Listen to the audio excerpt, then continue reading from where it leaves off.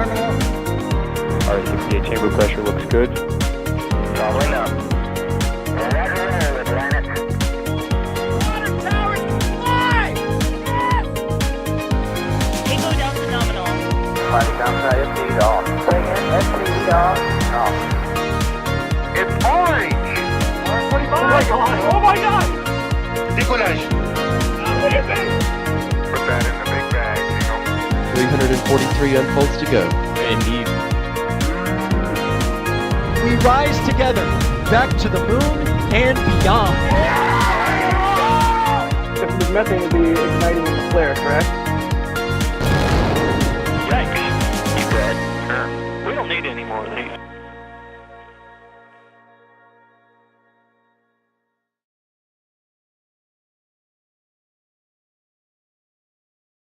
Good evening / early morning. You are taking a live look right now at a zoomed out view here of Space Launch Complex 40 at the Cape Canaveral Space Force Station in Florida, where bathed in those lights is a Falcon 9 rocket ready to launch more Starlink V2 mini satellites. But this is not your ordinary Starlink. We are about to set a record again with this flight. We'll talk more about that in just a bit. I'm Sawyer Rosenstein. I am your host for this evening's launch broadcast, and I see all the 5x5s, meaning that you can hear me here in chat. But as always, you're not stuck just listening to my voice again, especially after hearing it already on the Flame Trench. You might want to hear a different voice from earlier. And in that case, we have Ryan Weber. Ryan, how's it going? It's going great, Sawyer. You? Yeah, you guys are stuck with me, so sorry, but Nothing wrong with that. It's nice having you on a Falcon stream as opposed to a Starship stream. yeah, it's a little bit different. You know, I was like, why not? I'm going to be up writing Starbase updates, so might as well do a Starlink mission in between. Why not? Yeah. And if you're like, man, I wish I had another voice again from the Flame Trench earlier, that would be awesome. Well, you're also in luck, because joining us in the field right now is D Wise. D, how's it going? It is a pretty nice evening out here. A nice breeze. It's cool out. I've got no complaints. It's well, I guess not no complaints. It's a little bit cloudy, but it is a great night for us to see some satellites launch into space. Exactly. So this mission, again, as we mentioned, is more of the Starlink satellites. Ryan, do you mind giving us a rundown of this 12-8 mission? Yeah, so pull up the live facts again here. Yeah, so this is 12-8. We are carrying 8 V2 minis and 13 Starlink Direct to Cell satellites, which is, it's nice to see more of those go up. Direct to Cell is really, it's a really, really cool setup. It's SpaceX's 21st launch of the year, their 7th of the month, so they're keeping up that cadence very well. Their 436th orbital flight. We've got even, SpaceX's 232nd launch from Slick 40. That's really that many. It's kind of nuts when you just think about how many times these things have launched. I don't pay as much attention to Falcon as more Starship, but anytime I come on one of these and I just see the numbers of how many times they've launched, it's just like, wait, they've launched that much? But 98th landing on ASOG out of 99 attempts. It's a pretty good record there. And 68 successful landings is the last one. And the 233rd dedicated Starlink launch, which and I'll just add up how many Starlink satellites they now have between V1, 1.5 and 2, or I forgot all the versions at this point. But yeah, and of course, on top of all that, this is a new record holder. Yes. This will be the 26th launch of this booster, a new record for SpaceX as they just keep setting it. I can't wait to see it. I can't wait to see it get to 30. I hope it gets to 30. So get that round. Yes. Number. And that is the amazing thing. I believe tonight we have some super awesome beyond close-up views, courtesy of D. And I'll ask D about those in just a second. But as you pointed out, that is what makes this not your ordinary Starlink. This booster that you are about to see, B1067, You notice that dash 26 at the end. There it is. It is extra sooty. It is extra dark because it is making a 26th flight. And this will be the first ever booster to reach 26 launches and hopefully landings as well. Now, I know the question on everyone's mind. You're all wondering, hey, can you run through all of the missions that this booster has done? Because that's a lot. Ryan, you got it? All right. Everyone, buckle up. We're gonna go through it all. So CRS 22, Crew 3, Turksat 5B, Crew 4, CRS 25, Starlink 434, Hotbird 13G, O3BM Power A, Starlink 5-2, Starlink 5-5, 5-9. I think it's Satria. 6-10, 6-22, 6-29, 6-35. I think that's Mira Putin or Miraputi. Yeah. 6-45, 6-55, 8-5, 8-3. Love the out of order. Galileo L13, Koreasat 6A, 6-70, and 12-12. And of course, we are on 12-8. So, which is funny because it already did 12-12 and now we're doing 12-8 because SpaceX doesn't know what chronological order is or anything along those lines because they just throw numbers out willy-nilly. But everyone got that? Remember that? Okay, it's going to be a test later on. So there you go. There you go. It is also on the screen there. But yeah, that is quite the impressive list. And the other interesting part that you mentioned there is that its most recent mission was Starlink Group 12-12. I remember commentating on that one because that was only 35 days ago. January 10th, 2025, 2:11 p.m. was when this booster last flew on its 25th flight.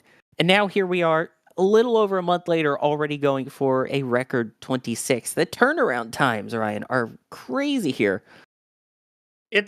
I remember when they pushed for the trying to get to the sub 20 day. They got, I think it was 21. I don't remember. I think it's 21 days and hours. Alex will remember it better than I can off the top of my head.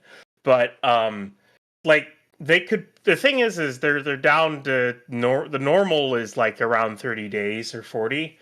They could probably go faster. They probably could, but there just isn't a really reason to. They've got a solid fleet of boosters to run through, and they've kind of gotten down pat what they have to do for refurbishment and whatnot. So it's really cool to where they're at now. So okay, the shortest is 13 and a half days, and the average is normally around 25 to 30 days. So this is actually higher than the average turnaround time, but I mean, still, it's kind of nuts. They're turning these things around in a month. I can't wait. I mean, I follow Starship a lot, so I can't wait to see Starship even get close to that point. So, And Alex in the back channel putting this into perspective. The last time that this booster flew, Starship had not flown yet on Flight 7. That's how recent it's been.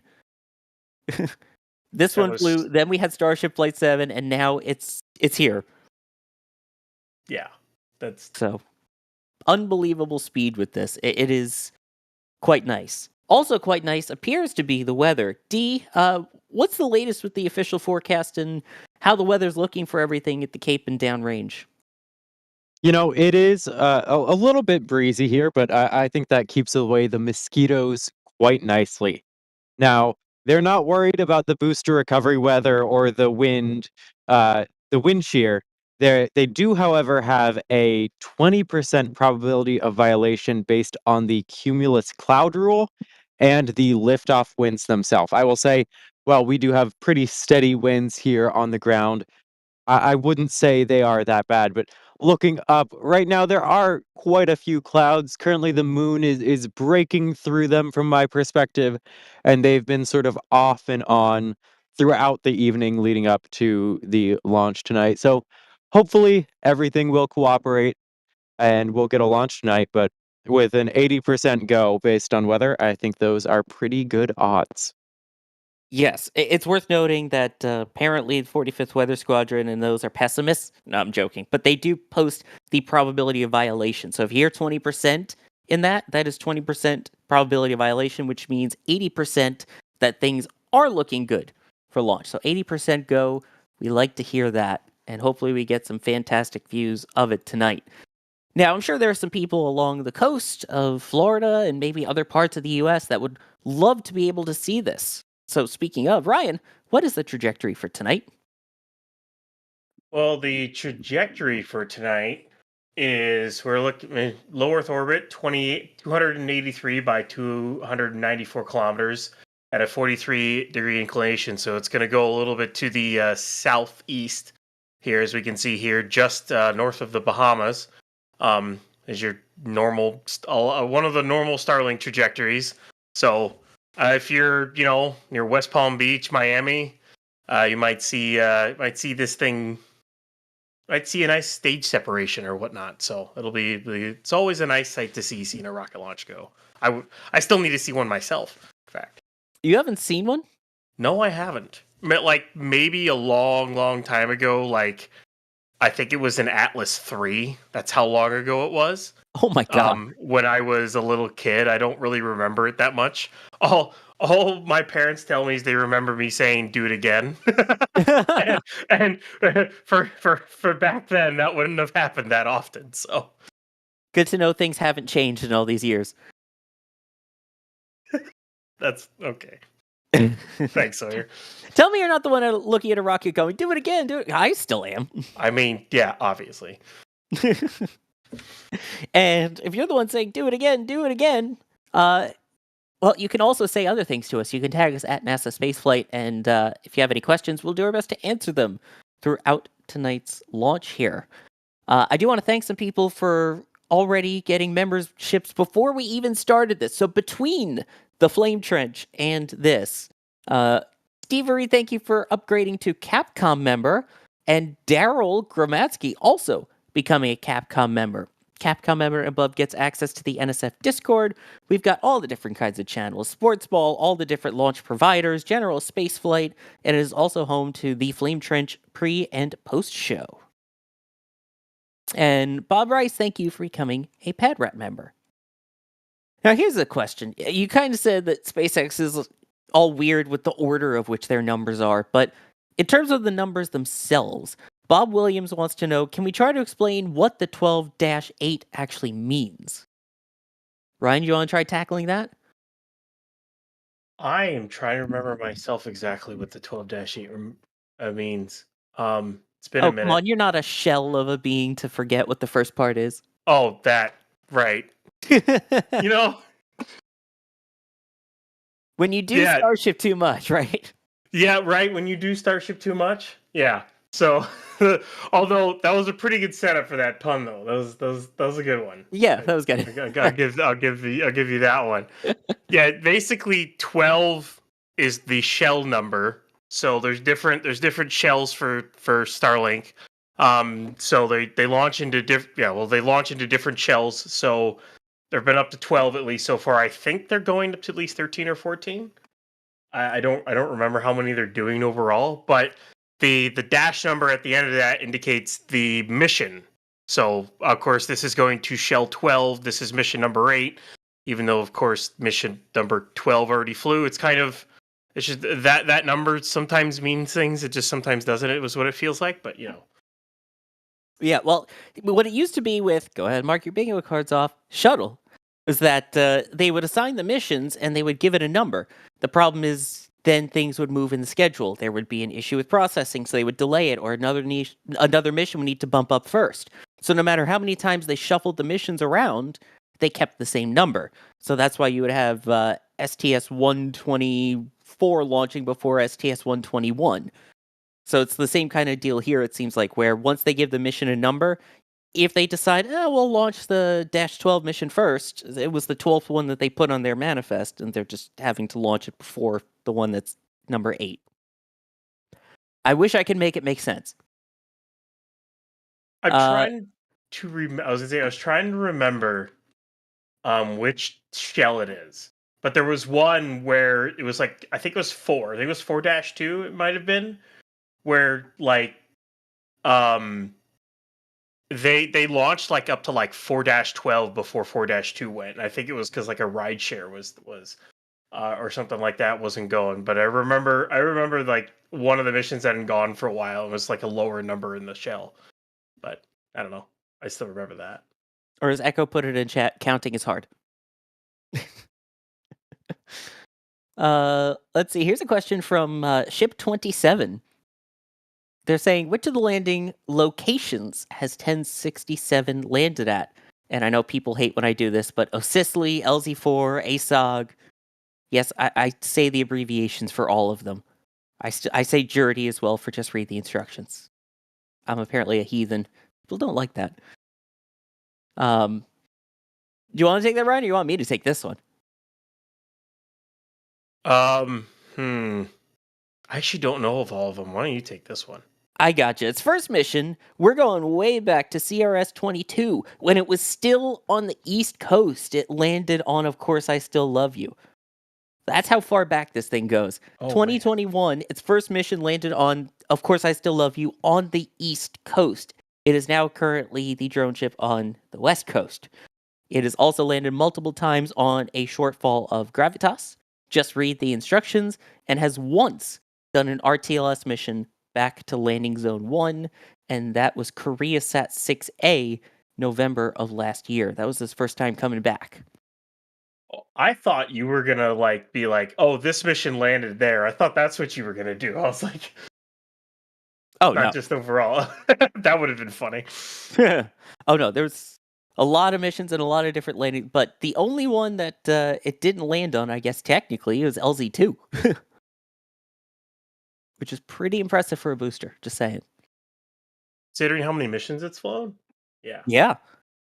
And along those lines, D, Lord of Random is asking when LZ3.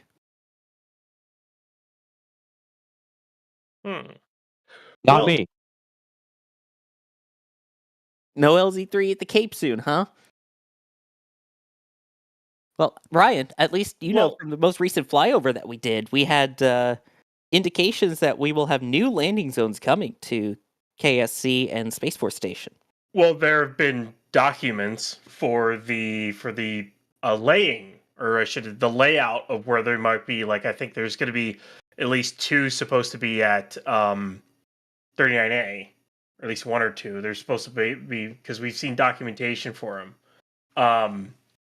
And I'm kind of curious as to like if they're gonna name them like 3, 5, and 6, or if they will just rename them 1 and 2, or something along those lines. I'm kind of curious if they would just just transfer the name, or they would name them a number. I mean, won't really know until they do it. So, Or if, for example, they do it at 39A and you get LZ1A and 1B, and 40 is 40A and 40B kind of deal, or 2A, 2B.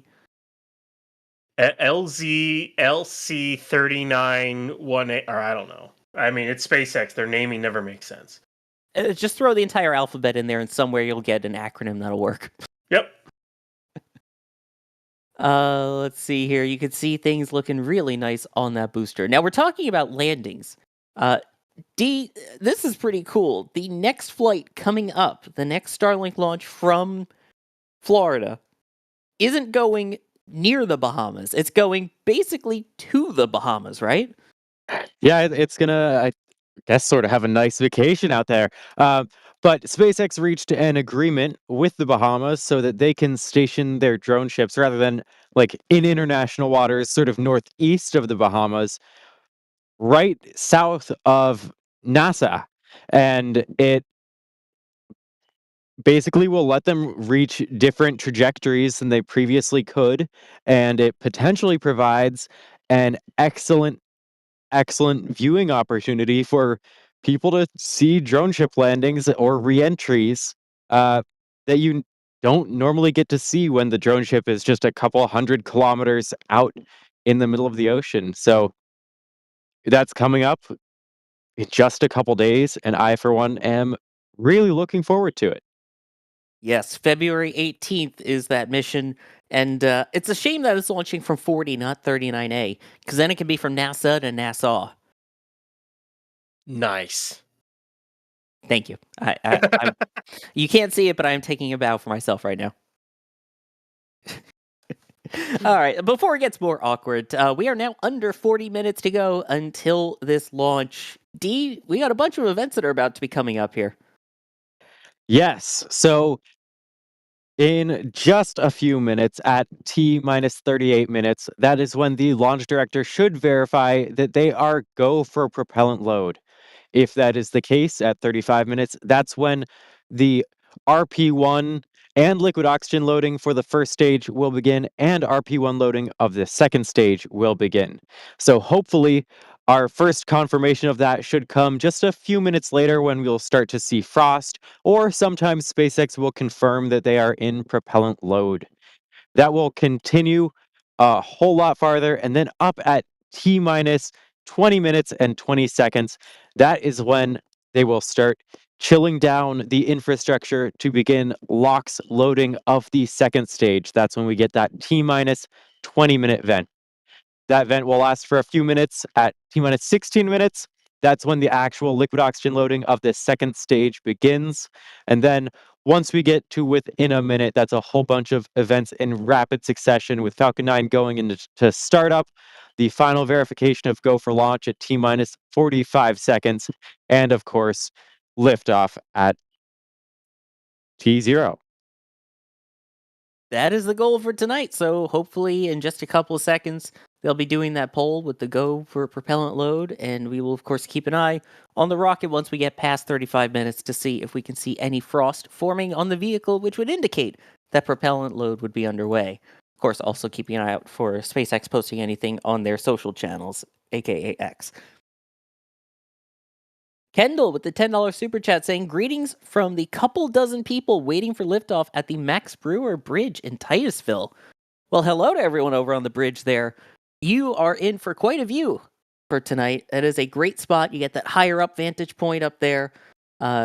This nice launch. When we talk about turning night into day, and artificial sun, things like that, it's hard to explain until you've experienced it. So hopefully everyone out there gets an awesome show for that tonight, and we'll then understand the meaning of what we talk about with that.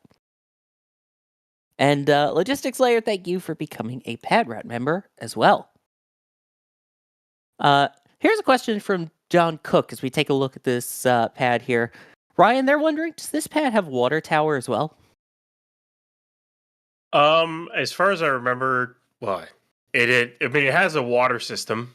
I'm trying to remember if they're just a water tower or if it's water tanks off the top of my head. It's been a while since I've looked at Slick 40. But no, Alex says no tower. Okay. But it is a pressurized water system, so a combination of water plus nitrogen to go into the rainbirds, which goes over, down to the small trench that they have and acts as a water deluge system. Is basically what it is. It's just a pressurized water system like Starship. Which, for those who don't know, why would you need a water deluge system anyway? It helps it helps protect the pad. It helps protect the rocket from sound waves reflecting back up and hitting the rocket. And just overall prevents a Starship Flight 1 kind of issue. Or something along those lines. I mean, I don't know. You probably don't really want to do that to your pad every time. Granted, Falcon 9 is not nearly as powerful as Starship, but it's still a rocket with a decent amount of thrust on it, and you want to protect your pad systems, especially if you want to turn around as quick as they do. You want to turn this pad around in a couple of days. You kind of need a water deluge system to do that. So it's just basically pressurized horizontal tanks, and just kind of shunts water through with high pressure nitrogen, and just kind of covers the pad and the little flame trench that they have there. So. It sounds like a parent. Don't make me turn this pad around. Although in this case, you actually want that, so. No, nothing? All right. We got a tough audience here tonight, ladies and gentlemen. We're going to make this work. All right. I got an LOL from Chris A, by the way, who I forgot to mention earlier, and I'm sorry about that, is the one pushing the buttons and pulling the levers tonight. So shout out to Chris A behind the scenes. And yes, we now have a Chris A and a Chris B. So that'll be a little more confusing. Here's a question from Trogdor, which I will take the answer to on this one, saying, when you'll get a chance for support, any updates on shipping out the Flight 7 patch? Funny you should mention that. We actually just made the announcement during the Flame Trench today that the patches have indeed arrived at our warehouses. So at this point, if you do want a Flight 7 patch, you can order one. There's still some left, and it is no longer a pre-order. All of them will be shipping out very soon now that they are at the warehouses. So keep an eye out for your patch orders. And if you do get a patch, send them a picture to us. I always like seeing the different ways that people display their patches. Send them to us on any of our social media channels on X, Facebook, Instagram, Blue Sky, and we'll love to see it. Here's one.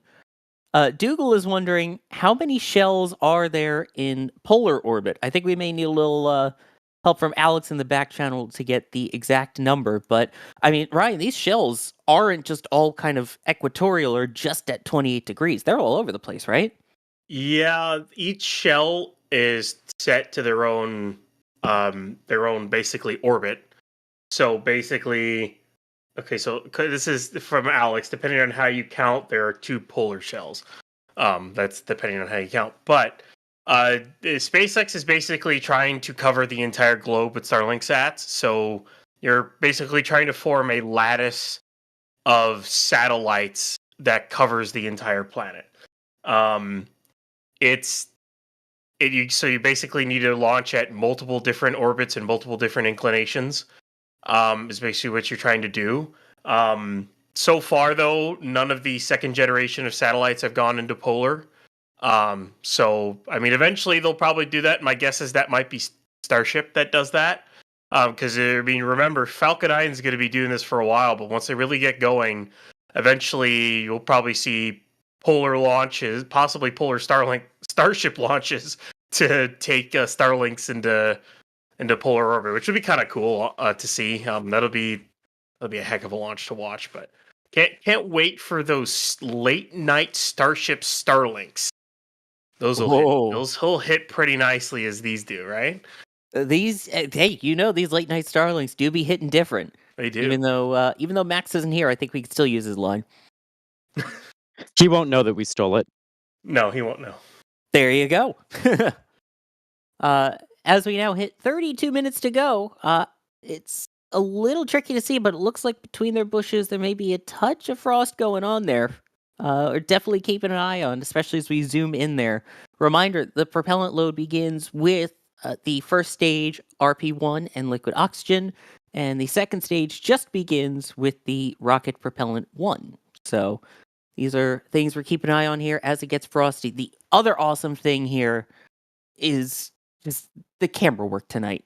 I mean, everyone have to give a shout out to D-Wise, as always, out in the field, making it happen. I know you rushed over there really quickly to get from the flame trench all the way over to make these shots happen. Yeah, it's the setup is regularly growing, all in support of getting the best imagery possible. And speaking of the best imagery, the clouds are clearing a bit from my perspective. So that is a good sign for tonight, because of course those cumulus clouds were one of those concerns, albeit a minor one. Right, and I think people don't realize, they just go, oh, it's just cumulus clouds. What's the big deal? Why do we care about them weather-wise? There was a word going back from D, one of your favorite rocket launches, Ares 1X. The term was triboelectrification. At one point, I considered making that the password to all of my accounts, but it's not. Don't worry. That is basically when a rocket goes through a cloud, it can create its own form of lightning. So depending on the type of cloud, in this case, cumulus typically, as it goes through, it will literally create its own lightning that could destroy its own avionics. So that's why they try and avoid that if possible to, prevent frying your own electronics with your own lightning. As crazy as that is. Yeah, it's actually a funny thing to counter that kind of stuff. Aircraft have static wicks, and not only that, Starship has static wicks on it, on its flaps. So, as far as I know, Falcon 9 does not have that. I don't really know where you would put the static wicks. They usually go on the trailing edge of a surface. So, like, the only place they could do it would be on the trailing edge of the fairings. But, yeah, that's one way other flying objects counter that kind of thing is static wicks, so that the buildup of static discharge will just go out into the atmosphere rather than ground itself and go somewhere where it's not supposed to on the vehicle. So Yeah. Those are the little kind of like wire-looking string things that stick out behind the wings, right? yeah, they're basically pieces of carbon. Is really is. It's just like a carbon.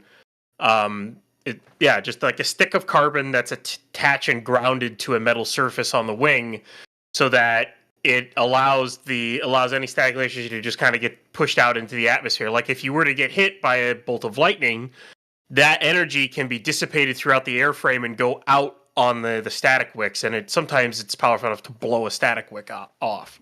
So, Can you tell who works in an aircraft in aviation?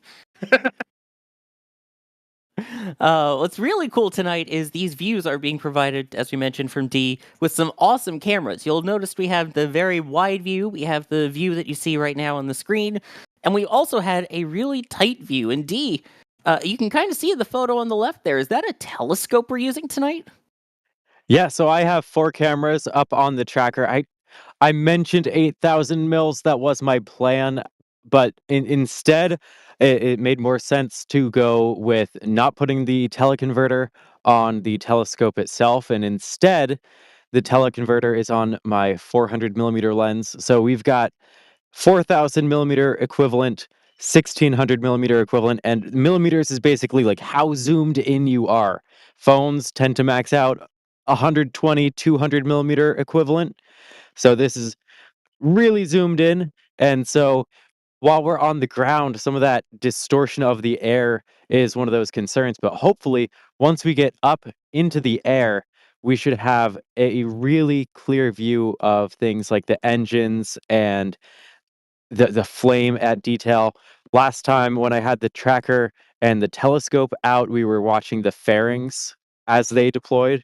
So hopefully, we should have some great views tonight. Another reason why this isn't your ordinary Starlink launch. We are breaking out the telescope again for the views. Let's see here. I want to thank a couple of people as well. Chromatic Order gifting a Red Team membership. And Ryan, I think this is the perfect you question.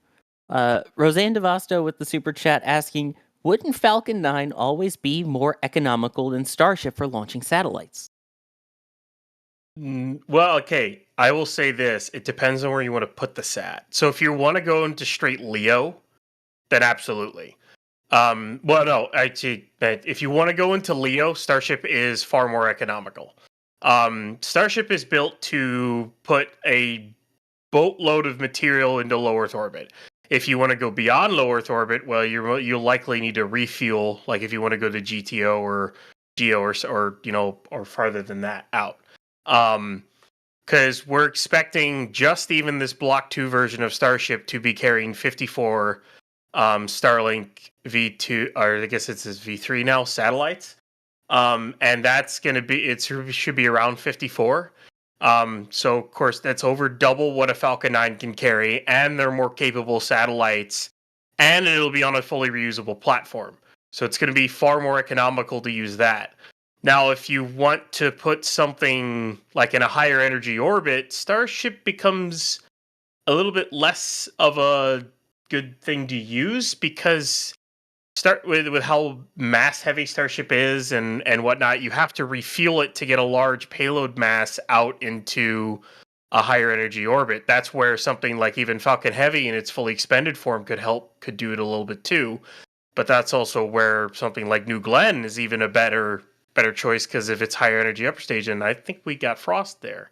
We So we're into absolutely fueling. do. Yes, you can see with that telescope view, especially the frost line growing on the first stage, also made easier to see by the fact that this booster is extra sooty from its previous 25 flights. Sorry, you could go ahead and finish your thought. I apologize. Well, it's just that Starship, especially for Starlink missions, Starship will be more economical in the long run for Starlinks. But because of the amount of Starlinks that SpaceX wants to get up there, I would expect even when Starship is really, really launching, you're still going to see Falcon 9s launching Starlinks, even with a slightly downgraded version, because it still helps the network as a whole.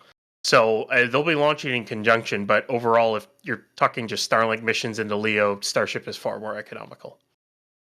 And there you go. I knew it would be the perfect Ryan answer for that as a Starship person, so thank you. Always here to help, Sawyer.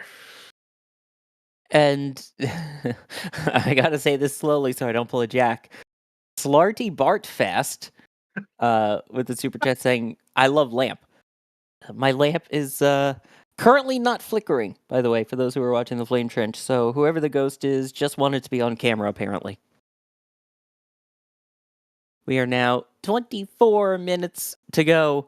Now here's a question, D. I know how much this is a beloved item, apparently in the space community. John Cook is wondering, will we see a stubby nozzle tonight? I'm very sad to say no. Uh-oh. Tonight, we are not expecting to see a stubby nozzle. So, for those who are not super familiar with stubby nozzles, as we refer to them, basically, on the second stage of Falcon 9, occasionally, rather than having the full length nozzle that we're used to, they basically have a really cut down version that we refer to as the stubby nozzle. Now, SpaceX's reason for doing this is that it takes a lot of manufacturing time and rare and expensive metal in order to make those nozzles. So there are some missions where they don't need quite as much performance. And the reason for having the full length nozzle is to maximize your performance. And so if they don't need all that performance, rather than putting all that effort, all that material into a full length nozzle, they can do a far shorter one, still recover the first stage, and they haven't wasted as much time or material on that disposable second stage. Yeah, it turns out niobium is a little trickier to get than some metals, so might as well save it where you can, and especially at the production rate that they're planning on going at to be able to hit as many launches as they do in a year. You need to be able to pump them out as quick as you can, and if it takes less material, then it's a little quicker to make. So, Another thing that happens quickly is this countdown. relatively rare metal, so you want to try to conserve as much as you can. As much as I really don't like the look of the stubby nozzle, it helps save costs and whatnot. Yeah, I know it's a contentious thing in the community. So, D, you are Team Stubby Nozzle?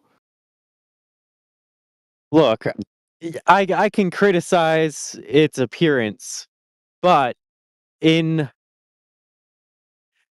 like you have to look at it from the efficiency standpoint, and it has so many benefits.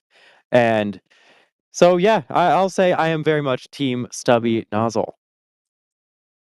There you go. I'm also Team YouTube actually working. So, if you are watching on YouTube as opposed to X, it appears that YouTube decided to be a little glitchy. So, just refresh the page, and hopefully things will return back to normal. But yeah, so you are Stubby Nozzle. Okay, Ares 1X is okay.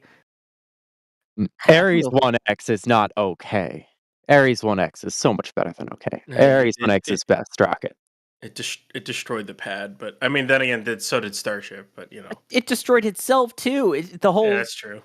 Yeah, that separation was so clean on the second stage, huh? Totally. See, even mentioning Stubby Nozzle and Ares caused the stream to glitch. That's what it was. Yep, exactly. That's all right. We'll let it slide. One thing we won't let slide, of course, is the clock hitting T-minus 20 minutes and 20 seconds, which right on time you can see there is the best vent, the T-minus 20-minute vent. Ryan, what is the vent? It is a chill down / purge of the strong back. That's basically what it does. It's a chill down / purge. It's the kind of thing you see on the OLM or the tower at Starbase. Or literally any other launch pad in the world that uses cryogenic fluids. It's for vent down and for purging and for chill down. Literally what it's for. So. Yep, and part of that is to do with the propellants that are being used. The reminder that you have RP-1, the rocket propellant 1, the refined form of kerosene, and SpaceX does super cool its propellants as much as it can. liquid oxygen is still, when this super cooled, colder than RP1. I mean, I still wouldn't go up there and touch the RP1 at this current temperature, but it's closer to ambient temperature than the liquid oxygen is. So to condition it to be ready for that temperature difference, that is why they chill down the line and that purge, which you know what line is coming next. The purge is a great way to get an idea of the weather right now based on the direction it's going. D, how's it looking weather-wise and based off of that vent? I mean, as you can see, it is a bit windy, but it's nothing too crazy. It's nothing Falcon 9 can't handle here, but it does have the added benefit of blowing both the vent itself and the frost on Falcon 9 uh, sort of out of the way. I'm kind of mesmerized by the fog. We don't often see it quite this close up, and I'm honestly really loving it. Yes, the views absolutely spectacular, and hopefully the views will be spectacular in 18 minutes and 20 seconds when we see the launch of this mission, which is Starlink 12-8. This view is coming to you from Space Launch Complex 40 at the Cape Canaveral Space Force Station in Florida. On the screen there is the Falcon 9 rocket carrying 21 Starlink V2 mini satellites, including a few of them, 13 in fact, that are equipped with the direct-to-cell capability, which is what companies such as T-Mobile and others will use to allow for connections through the network through space. So your next text message, once they get this up and running, might actually be going through a satellite as opposed to a cell phone tower. I always find that pretty cool. What's also pretty cool is the booster here, not just because it's frosty as they continue to load the propellants, but also the fact that, Ryan, this is a record-setting booster because it's not your ordinary Starlink launch with B1067. Yeah, it's your 26th flight. So, of course, not your. I mean, is there such a thing as an ordinary Starlink launch? I mean, everything has a new, a little bit something new to it, whether it's just, a newer booster or something like that. I mean, No, that's my line. Of course it's not. I mean, yeah. But anywho, 26 flights once this thing goes. So that's going to be. It's just cool seeing them set record after record. I hope this booster is one of the ones that makes it far, like 30 or even 40 launches. I'm really curious to see what the holdup will be, or what will cause a booster to have to stop flying. Because you have to remember, anytime this thing does a flight, or if they were to do a static fire or anything with these boosters, we'll call it a cycle. It basically goes through a cycle. So the tanks get pressurized and then depressurized again. It's kind of the same way we talk about an aircraft. When it takes off and then lands, that's considered a single cycle on the engines and on the airframe itself. And there's only so many cycles you can run through until you've reached the end of life of that airframe. I am really curious how many cycles or flights or whatnot these boosters can take, because eventually your aluminum tanks are going to start getting cracks in them. Eventually you're going to get, microfractures along with them from the constant pressurization and depressurization and whatnot. And yes, you can probably fix them with welds, but where's the line that gets drawn at which you can't do that anymore, at which the booster and its structure are basically trash? I would really be curious to know what SpaceX thinks is the farthest they can go, like internally, what they think they can go to, and I'd be really curious to see what it actually ends up being, like in the long run. Yes, and in the meantime, for those wondering, I'll give the rundown this time. How about that, Ryan? Okay. The 25 previous flights before this one go all the way back to June 3rd, 2021 with CRS-22, then Crew 3, Turksat 5B, SpaceX Crew 4, SpaceX CRS-25, Starlink 4-34, Hotbird 13G, O3B Power 1 and 2, Starlink Crew 5-2, 5-5, 5-9, Satria mission, Group 6-10, 6-22, 6-29, 6-35. The Mirapudi 2 mission, 6-45, 6-55, 8-5, 8-3. Galileo, FM 26 and 32. Korea Sat 6A, 6-70, and 12-12. Whew. Got my workout in there. And Yeah. in terms of recovering it, this isn't the last flight of this booster either. There is still recovery assets downrange. As you see on screen, we had a shortfall of gravitas is downrange to be able to hopefully catch the booster. And then Doug is downrange to catch the fairing habs, which will separate away and be recovered. They're catching the booster? The landing the booster on it. I was like, is this Starship? Are Sorry, we catching Super Heavy here? I have you on. I keep thinking it's Starship. They caught a booster? They landed a two, booster? but you know. I still call it landing. They technically are landing the booster, but you know, whatever. It is what it is. They're will catching it on the drone ship with its landing legs on the floor of the drone ship. I don't know. And then Octograbber grabbing it, so I guess that's catching it in a way too. Sure, but anyway, why not? Now I've seen a bunch of people out there asking questions. I saw someone from Vero Beach. I saw someone in a hotel in Orlando asking if they would be able to see it. D-Wise, if people want to see this, where should they look? So, sorry, where was it exactly they were trying to see it from? We had a person from Orlando and another person from Vero Beach. Oh, yeah. I would say so long as the weather cloud-wise is cooperating, both of you should have a good opportunity to see it. So, I mean, if you are in the Orlando area, you'll basically be looking east, southeast, and it'll head down south. If you are south of the Space Coast, you'll be looking across your field of vision to the east as it crosses, because this is going on a southeast trajectory just north of the Bahamas. So you should have an excellent view as the first stage, and then the second stage pass by you. If you're north of here, absolutely still give it a look, because you can see these rockets and even hear them from quite a distance if the conditions are right. There are several launches I heard from as far away as Orlando as just a quiet little rumble.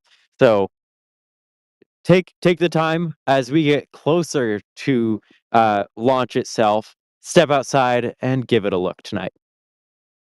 Absolutely. And anyone towards basically along the eastern part of Florida, but definitely, as you mentioned, going all the way from the Space Coast down to West Palm Beach, Fort Lauderdale, Miami, potential for people on the west coast of Florida to maybe see it as well. And then it will land near the Bahamas, not in the Bahamas, but nearby. So possibly some views there, especially if anyone's on a cruise ship too. So lots of things to be able to keep an eye out for, and hopefully see this launch, which is scheduled to launch 11 and a half minutes from now. We are getting closer. And we are still getting fantastic support from people in the community, too. Mark Anderson saying, always fun to watch your streams from Aerospace Mark. Thank you very much. And Bideford, a name we love seeing here, gifting 10 Red Team memberships. And Screen Name, that is their screen name, gifting 10 Red Team memberships as well. Thank you. If anyone got any of those memberships, please make sure you give them a big thank you. And that's not the only way you can support us, by the way. It's not all about, money and things like that. Hitting the like button helps, subscribing helps, following us on all the social media channels. Those all help. X, Facebook, Instagram, Blue Sky, TikTok, the whole 9 yards. That also helps. And I have to mention it, D. I hate saying this out loud, but we didn't have a flame trench today. We had the love trench. Oh. We didn't have that today either. But somehow it is still a discount code at shop.nasaspaceflight.com, which is honestly one of my favorite things, because you get something in return, not just these awesome camera reviews, but you also get some merch to wear for it. So for a limited time for Valentine's Day, you can enter the code, oh God, I hate saying it, the Love Trench, for 15% off your order till, I believe, end of day tomorrow. So take advantage of that. So we were talking about the 20-minute vent and that being the start of liquid oxygen loading on the second stage, but we had that telescope view up just a little bit ago, and you could see the frost on that second stage pretty clearly, which it's normally harder to see frost on the second stage because they're always clean white views, but here you can see some of that vapor coming off of it this humid, cool evening. Look at that view. Oh, yes. It's very rare that we get to see it. And D, I know we to send you off a little bit earlier tonight because you're working so many cameras and a telescope for this. So, uh, D, I think we need to let you go a little early tonight. Yeah, I can hang around for about 3 more minutes. Awesome. So let's see what questions we can throw at DUIs here then, as we get ready for this mission. So I guess we can also do a final check into the weather, because I know one of the concerns you mentioned was clouds, but for people just joining, what is the forecast for tonight's launch? So there is a 20% probability of violation weather-wise, with the concerns being liftoff winds and the cumulus cloud rule. Liftoff winds, while they have been steady, have not been at a level that I would consider concerning for this launch. The clouds have been coming and going throughout the evening. At this point, the clouds are back in quite full force, I must say. So right here, we might not have a view for too terribly long before it passes into the clouds, but I am hoping that this wind will help keep these clouds moving and we will get a clearer view. That's all it takes is one small gap in the clouds to be able to see it 8 minutes and 3 seconds from now. But in the meantime, we are definitely enjoying these ground views. So as we approach under 8 minutes to go now until launch, Ryan, at 7 minutes, we have an event coming up known as Engine Chill. What is that, and why do we need to chill down the engines? So engine chill is when they take a liquid oxygen, or in the case of sometimes even with Starship, they'll take both of the propellants and flow them through the engine itself to chill down the pumps and as well as the nozzle, especially if it's a regenerative cooled nozzle. They'll flow through, chill down the engine so that when they do start up and they start flowing large amounts of cryogenic fluids through them, you don't shock cool the metal. Shock cooling anything is never good. You want to do it slowly and over time because you can get an immediate like constriction or whatever it's called, like contraction of the metal, and it could crack and become brittle and shatter even if you're not careful enough. So they basically, and that's why they also do that to the MVAC in flight. They chill it down so that they don't, immediately break the engine to do shock cooling once they start the engine up and start flowing large amounts of propellant through it. There you go. Yep, so that should be happening right now. And D, I believe happening right now should be the final checks on your cameras for however long we'll be able to see this rocket. So I'll let you go, and we will talk to you after launch. Here's for great views and especially great sound. Sounds good. I will see you all on the other side of this. All right, that is DYs, folks. And they are providing the amazing views tonight as we hit 6 minutes to go. We've got a bunch of events that come up here in the final part of the countdown. What are some of the key things that we should be looking for here, Ryan? So the main things we're looking for coming up are going to be finish off of propellant loading, and then we'll move into especially once we hit the T-1 minute, the flight computer will take over and we'll begin to startup of the Falcon 9 rocket, and then engine ignition will occur just before liftoff and whatnot. So we're getting pretty close here to the end of fueling, which is in just a few minutes, and just we're getting there. We're almost there. Exactly.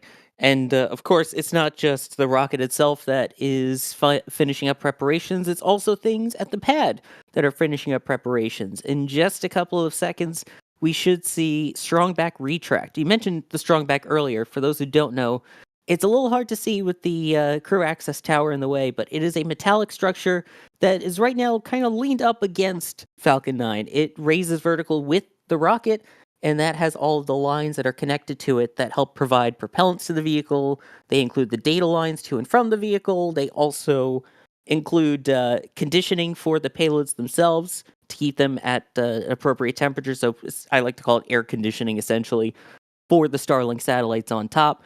And so that retracts a whopping 1.8 degrees right about now.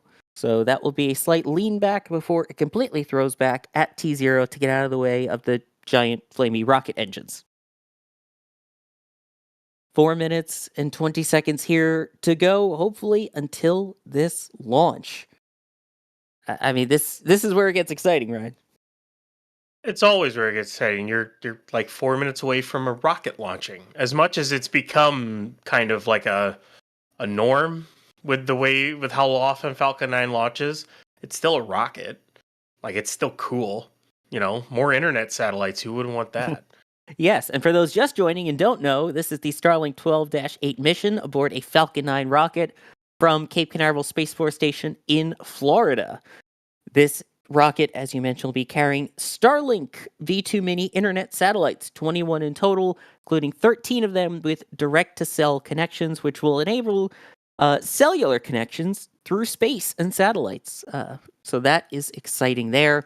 This booster flying for a record 26th time. This will be the first SpaceX booster to ever reach that number. And it is not just a launch, it is also expected to land.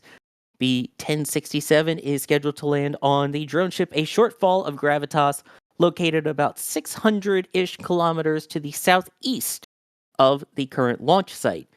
The fairing halves that you see at the top, that sort of clamshell structure that protects the satellites, that about 3 minutes into flight will separate away, and those actually have parachutes and small thrusters that will allow them to float down into the ocean and be recovered by Doug.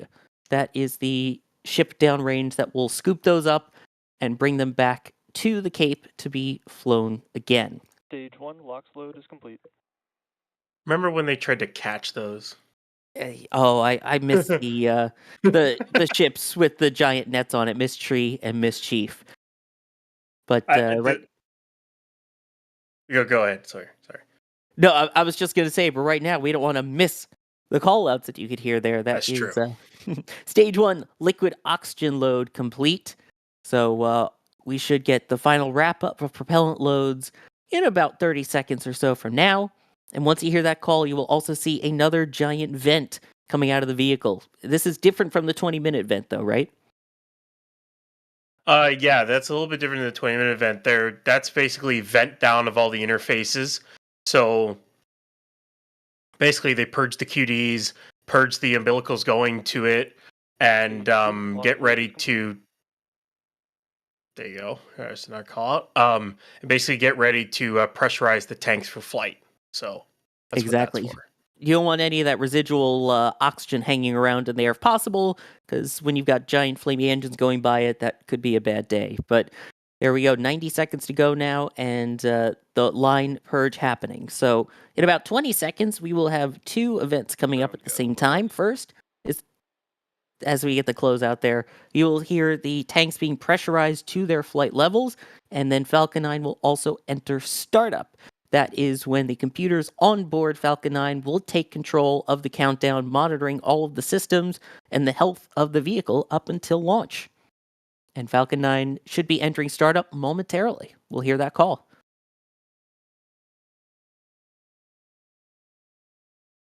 Falcon 9 is in startup. There we go. There's a slight delay here. And then, after that, we should get a go for launch from the launch director. Launch director, go for launch. Go for launch. There we go.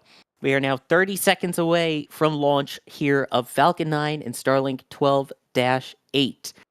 I promise that we will be quiet and stop talking once it does launch, and you'll be able to enjoy the fantastic launch audio. It is not my birthday yet, folks, but I appreciate it. But we will hopefully get a candle here in just about 10 seconds. The base of the rocket, the Rainbirds should be going right now, the sound suppression system. Then we should have the engine ignition, which you'll see by the plume. There it is. and liftoff of Starlink 12-8. Go, Internet Satellites V2, go. Let's listen in.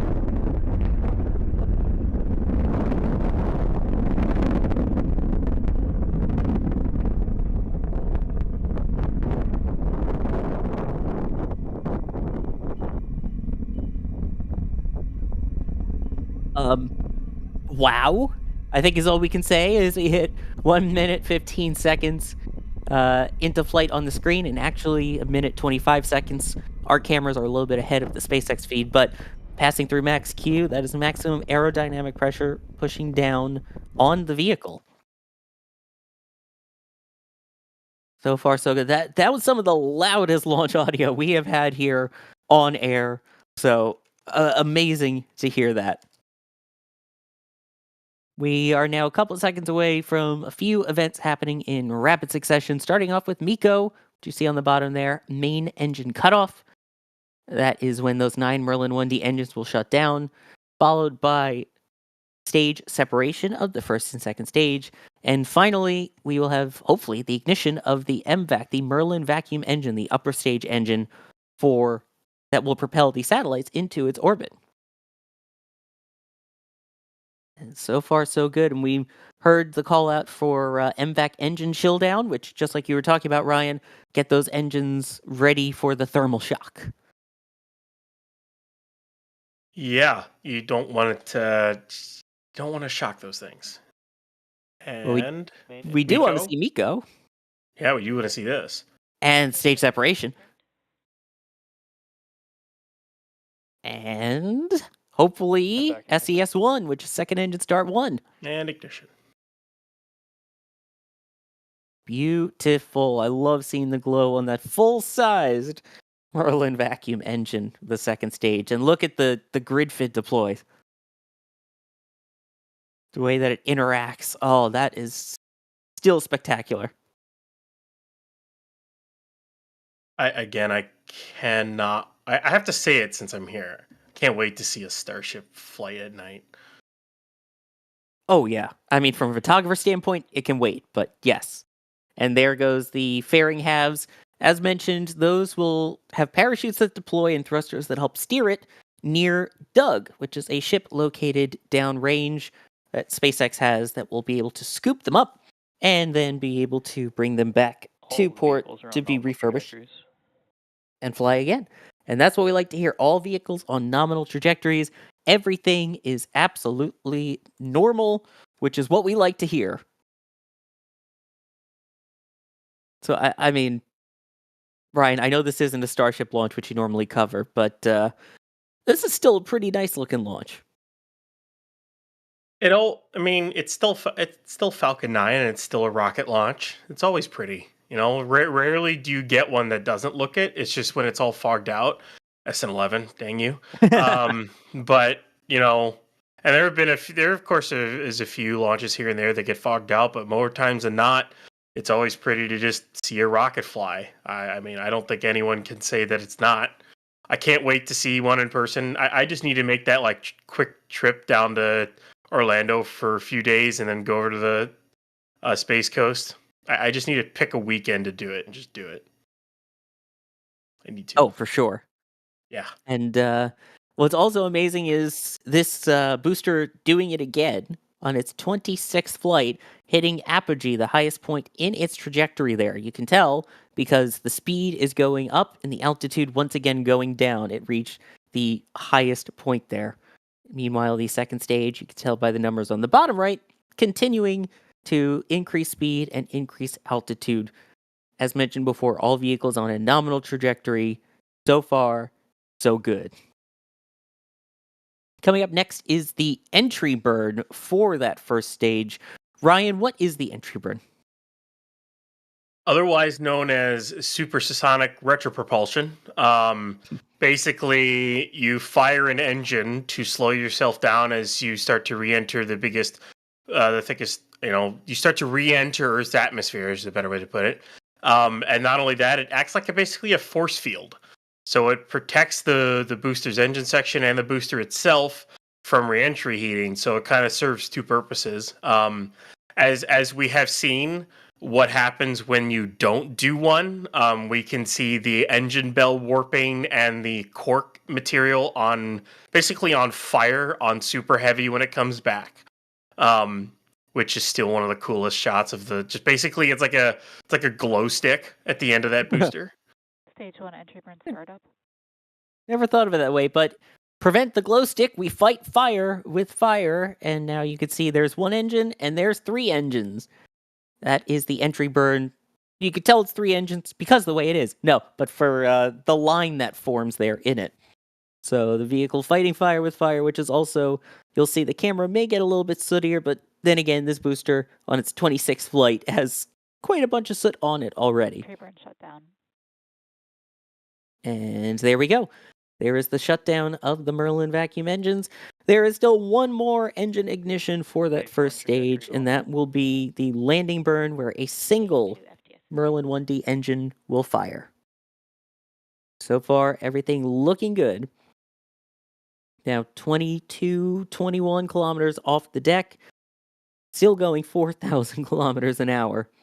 But in about 1 minute, we hope it will be on the deck of a shortfall of Gravitas, the SpaceX drone ship downrange. Meanwhile, stage 2 continues to look good. You can almost kind of see, it looks like the little dot there on screen of the drone ship coming into view.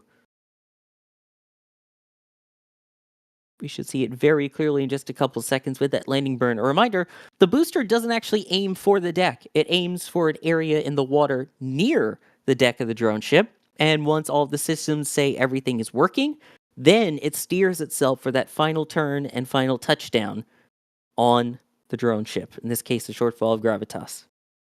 Stage 1 landing burn. There it goes. And there we go. There is the landing burn. See the grid fins helping to steer in the thicker parts of the atmosphere. Waiting for landing leg deploy. There it is. And touchdown! We have a new record holder. The booster 1067 successfully completing its 26th flight in a row. And while it may look a little crooked on there, it's on there. And that is what matters. That is the 327th drone ship landing and the 98th on this particular drone ship, a shortfall of Gravitas. 1067-27 now. That is so hard to believe, but yeah. We're getting up there. Amazing. And we'll also get some amazing replays hopefully coming up for you very soon here. So stay with us. We will get those replays as we take a look now at an empty launch pad. And we'll keep an eye out for that strongback that we were talking about earlier, that metallic structure, starting to rise up again. Which looks like it already might be starting to ever so slowly, unless that's just the bushes shaking in front, making it look that way. I think that's just the bushes there, Sawyer. Although, to be honest, it's not as bad as when Max thought a headlight was S-34 igniting its engines. That was pretty good. That was absolutely hysterical, and I appreciate that there is a clip of it now. It's pretty good. If you haven't seen it, that was from the static fire recently of Ship 34 over at Massey's. I believe it's clipped somewhere that you can find on the YouTube channel. But yes, so that is coming very soon with the replays here. And yeah, I mean, that looked absolutely stunning from what I could see. And it did seem a little bit crooked there. Was that just me? Is that the camera? What do you think? The booster? A little crooked? A little bit once it landed. I mean, Just in the camera, but it did could seem be like just that the a little camera, lean. but you also have to remember those landing legs have crush cores in them. So if landing was a little bit hard on maybe to one side, the crush core will be crushed a little bit. It's basically just aluminum honeycomb designed to basically act like a spring, but replaceable spring, basically a one-time use kind of thing. So just in case they were to have a slightly harder landing than they intended, they have a way of cushioning it a little bit. So if it does have a lean, well, the lean will stay there until it gets it gets hooked up to the octograbber and it gets its landing leg replaced. Well, not replaced, but at least the crush core replaced. So Yeah. Anyone remember B-1069's first flight and landing? oof. That was a bit rough. That was definitely a lean, especially once you saw it come back into port and realize, yeah, those crush cores took quite a beating. Well, not just the crush cores, the engines. Oh yeah, that too. That little part. Yeah, there were a couple of Merlin bells that weren't really usable after that, to say the least. Yeah. um, Chris Bergen asking, 1058 was the go home you're drunk booster, right? I like that. I think that was the one with I must be with my people and kind of just went over. But I like that, the go home you're drunk booster. Gator, by the way, wondering, why is there always a slight rebound in velocity after the conclusion of the reentry burn? I don't know if I've ever noticed that during the launches. I'll have to keep an eye out for that. Any ideas, Brian? Velocity increasing again after the reentry burn, you mean? Yeah. Well, it's still following. It's still falling. So the booster will. So what the reentry burn is supposed to do is it's supposed to slow down the booster right around the time that it hits that it's at that high velocity of having just pushed the second stage on a trajectory towards orbit, as well as re-entering Earth's atmosphere. So the whole point of the entry burn is to slow it down and create basically heat force shield to protect the booster. It's not going to keep that slowed down velocity because remember, it's still following. So it's still going to keep accelerating according to Earth's gravity. And then once it hits the atmosphere, the drag on the booster plus the drag that's generated by the booster plus its weight and everything else will equal what its terminal velocity is. So whatever that number is, that's what it'll fall at, well, until it activates its landing burn. So that's why the velocity increases again, because it's still falling. There's nothing imparting on it to slow it down other than the air it's gonna hit. So as the drag increases as it goes further into the Earth's atmosphere, it'll start to slow down a little bit because the terminal velocity will get there because of course you're inducing more drag onto the vehicle. So that's why velocity increases like right away after. Yeah. Darn you, Isaac Newton and gravity. Right? Always got to bork it up, right? Oh boy. What? You haven't heard people use the term bork before? Oh, well. Anyway. I use more. Never mind. we should still try and keep things family friendly here. I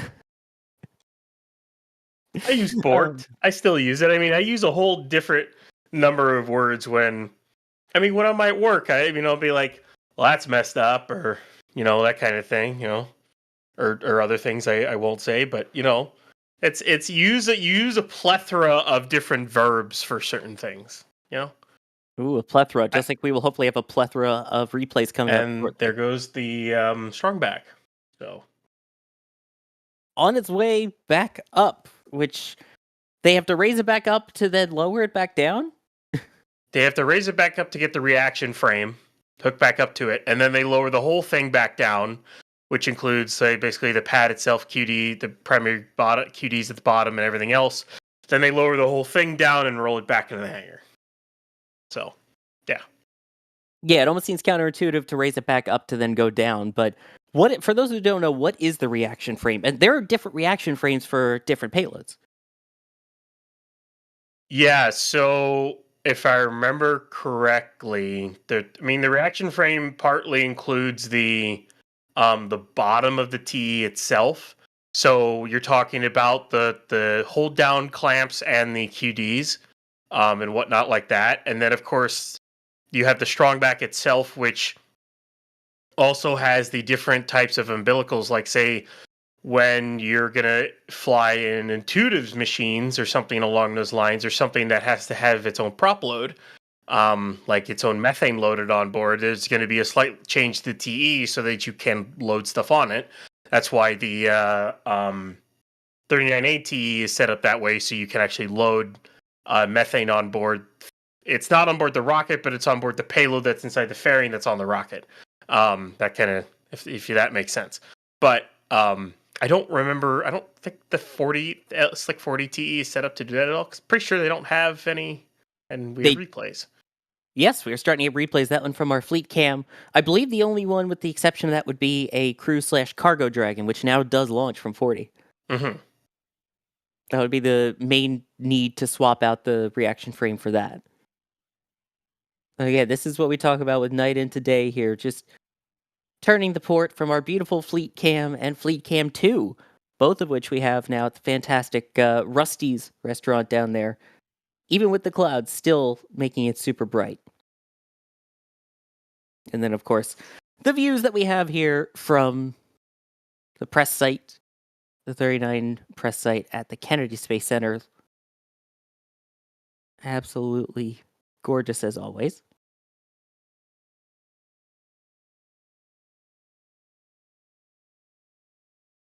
There's the brightness. There's your night in today, folks. That's the best part. I see Will saying they were able to see it from Fort Lauderdale, MECO, Stage SEP, and SES-1. Nice. Nice.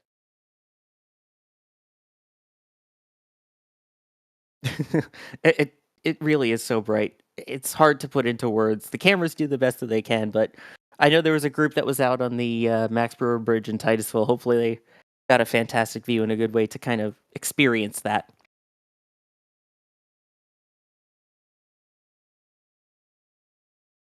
Especially when it hits the clouds, the way that it interacts with the cloud plume, and it just lights the whole thing up. There's nothing like it. Here's a view from the close-up telescope. D, how was it as we take a look at this? Oh, it was pretty great. I wish it was visible for longer. That is my only complaint here. Oh, look at those engines, though. I mean, still absolutely stunning views of that. It had to be a little tricky, especially with the clouds and doing that much zoom. How do you get these tracks? Yeah, so part of the huge, the key to that in a lot of ways is I have 4 cameras on there.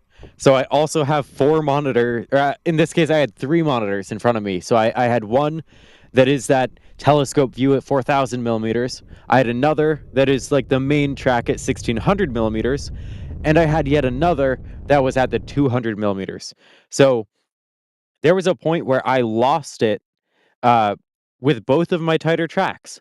And because I was trying to track it through the clouds. That's very difficult when it is very thin clouds, and it's a very thick cloud, and so we couldn't see a very large angular portion of the sky.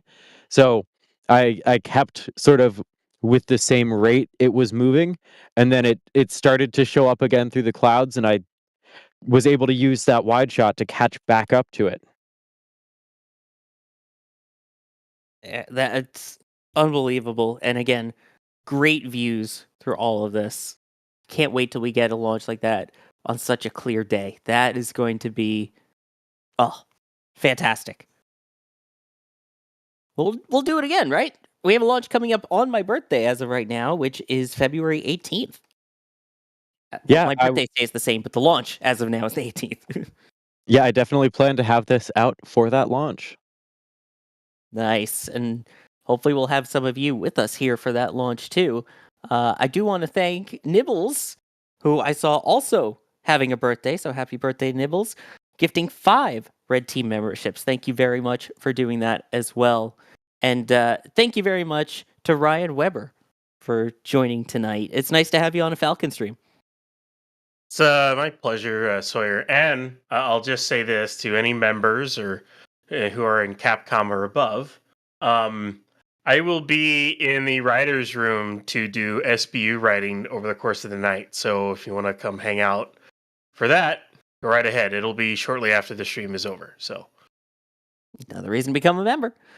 DUIs, thank you very much for doing the flame change and then rolling out and getting all these cameras set up for the 15 seconds of view, but the spectacular sound. Of course, always great to see a launch for however little we can see it. And, sometimes it's even great to just hear a launch. So always great to be out here. It was a pleasure this, I guess, morning at this point. I mean, one way to be able to see the launch for even longer is your always stunning slow motion. So we, of course, have that we will play as we roll out for tonight's stream. A huge shout out as well to Chris A., who is operating the stream today, pushing the buttons, pulling the levers, and making all of this happen. I am Sawyer Rosenstein. I have been your host for today's launch broadcast. Thank you so much for joining us here at NSF. Remember, follow all the socials for all of the latest goings-on in spaceflight. Hit subscribe, which is free here on YouTube, the notification bell, so you know the next launch and don't miss it. Till then, have a great one, everybody.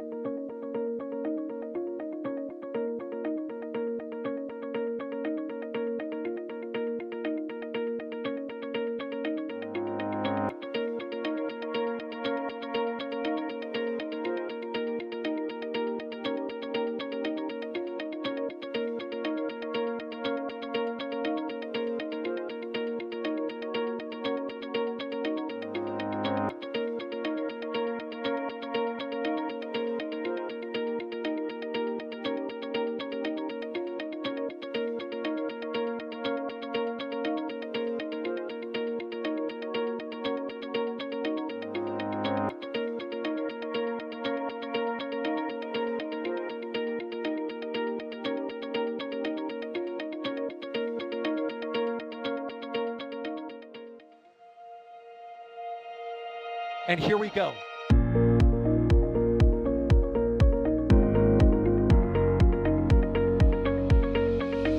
have liftoff. Propulsion continues to be normal. RCPA chamber pressure looks good. Following up. Roger, planet. Water towers, fly!